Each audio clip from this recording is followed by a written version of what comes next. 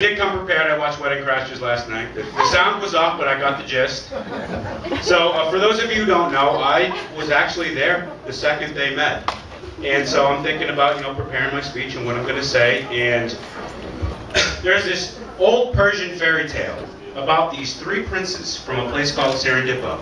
And one day the king says, "Sons, you need to go out, have an adventure, become men." So they get on their horses, they grab their magic carpets, and they go out and they tour the land. And along the way, they start making all these desirable discoveries completely by accident. And it wasn't until the 17th century when an English author was commenting on this fable, he created the word serendipity, which can be defined as the effect of making an important discovery completely by accident, either when looking for something else or looking for nothing at all. And the reason that I bring up the story of the three princes is because Bryant is very much like those three princes. He accidentally made one of the most important discoveries of his life. Having been there at the beginning of their relationship, I was very fortunate to have a front row seat to a true moment of serendipity, which is proof positive that love can happen at any moment and when you least expect it. So to give you a little context to the story of the three princes, I'm going to tell you a story. A story that will be told for generations. I'm going to paint you a picture. I'm going to be like Bob Ross, painting a happy little tree. So I want everybody to close their eyes, fasten your safety belts, make sure you check your flux capacitor because it's got to be working.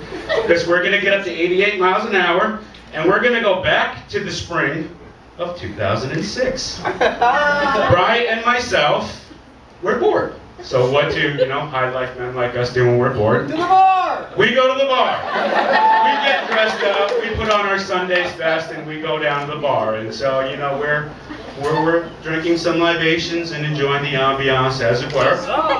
And we go out onto the deck, and this girl comes up and says, "Can I have a cigarette?"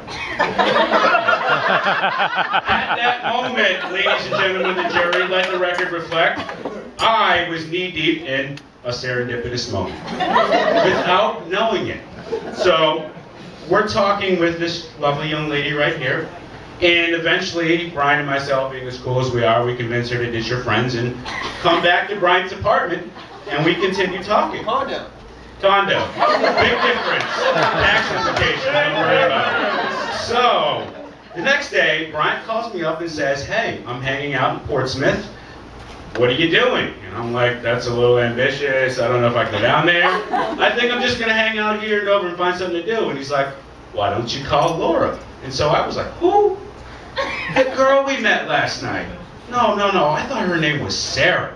"No, trust me, it's Laura." I'm like, "I saved it in my phone as Sarah. Just trust me."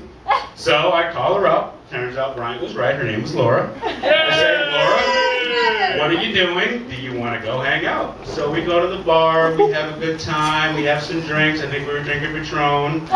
And so by the end of the night, we go back to her place. So of course, fellas, I'm like, cha-ching. Now, gentlemen of the jury, does not man law, aka guy code, state if your friend goes back to a girl's apartment, you stand down?